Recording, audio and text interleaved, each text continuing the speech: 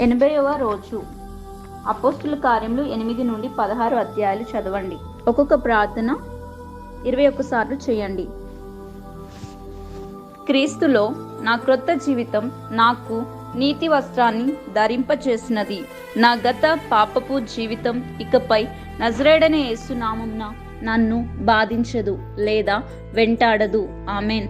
యెబ్బేజును అతని సహోదరుల కంటే గౌరవనీయంగా మార్చినటువంటి కృప నజరేయుడైన యేసు నామమున నా సమానులలో నుండి నన్ను వేరు చేయునుగాక. ఆమెన్.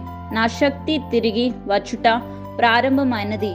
నా ఆధ్యాత్మిక జీవితము పునరుద్ధరించబడును మరియు నా కోల్పోయిన మహిమ పూర్తిగా నజరేయుడైన యేసు నామమున పునరుద్ధరించబడునుగాక. ఆమెన్. సాతాను నియంత్రణలో ఉన్న నా జీవితంలోని ప్రతి విభాగమును నజరేయుడైన యేసు నామమున బయటికి రమ్మని ఆజ్ఞాపిస్తున్నాను. ఆమెన్.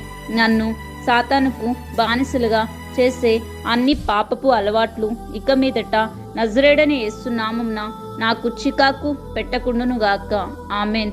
దేవా, మనుషులు నన్ను విఫలం చేసిన అన్ని రంగాలలో నజరేయుడైన యేసు నామమున మీ దయ నాపైన అత్యధికంగా ఉండనివ్వండి.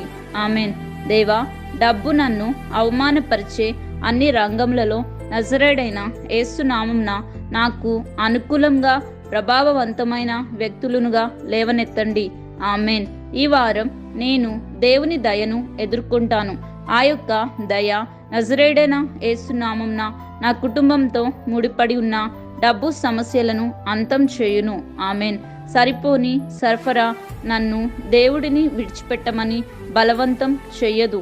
నజరేయుడైన యేసు నామమున దేవుని నుండి వేరు చేయడానికి అదనపు సరఫరా నన్ను మోసం చేయదు. ఆమెన్. పరలోకమందున నా తండ్రి, నా ప్రార్థనలన్నిటికీ సమాధానాలు ఇచ్చినందుకు నజరేయుడైన యేసు నామమున కృతజ్ఞతాస్తుతులు చెల్లిస్తున్నాను.